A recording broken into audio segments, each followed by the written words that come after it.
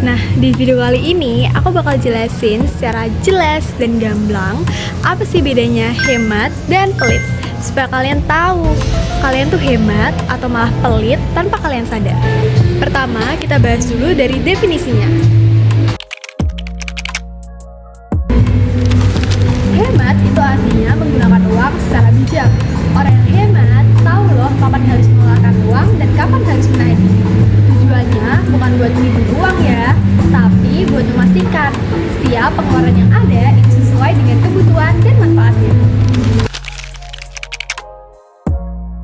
Orang pelit justru enggan untuk mengeluarkan uangnya, meskipun itu untuk kebutuhan penting. Mereka lebih mementingkan menyimpan uang sebanyak-banyaknya tanpa melihat kebutuhan dan manfaatnya sendiri.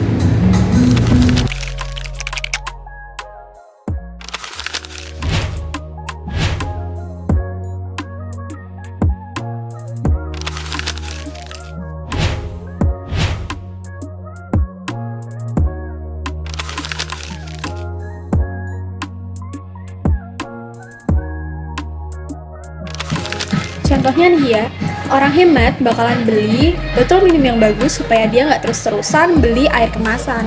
Tapi orang pelit, dia sayang buat beli botol minum bagus, tapi selalu ngeluh kalau dia haus. Dan sayang uangnya kalau misal beli minuman kemasan terus-terusan.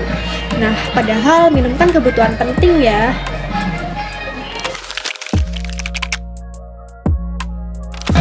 Kalau dilihat dari dampak pengelolaan keuangan dan dilihat dari sisi ekonomi pribadi, orang hemat justru hidupnya lebih terarah. Karena apa?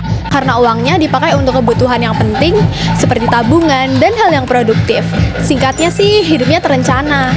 Tapi kalau orang pelit justru sering banget rugi sendiri. Hubungan dengan orang lain pun dianggap renggang karena dia dianggap egois. Selain itu sering juga dia kehilangan kesempatan. Contohnya dia diajak untuk ikut lomba, tapi dia nggak mau karena lomba itu berbayar. Padahal kan hal itu bisa meningkatkan kemampuan, apalagi kalau bonusnya menang, bisa jadi cuan. Supaya nggak salah arah, aku mau ngasih tips hemat tanpa terjebak pelit. Yang pertama, pastikan kalian membuat rencana keuangan, seperti mencatat kebutuhan pokok apa saja yang kalian butuhkan.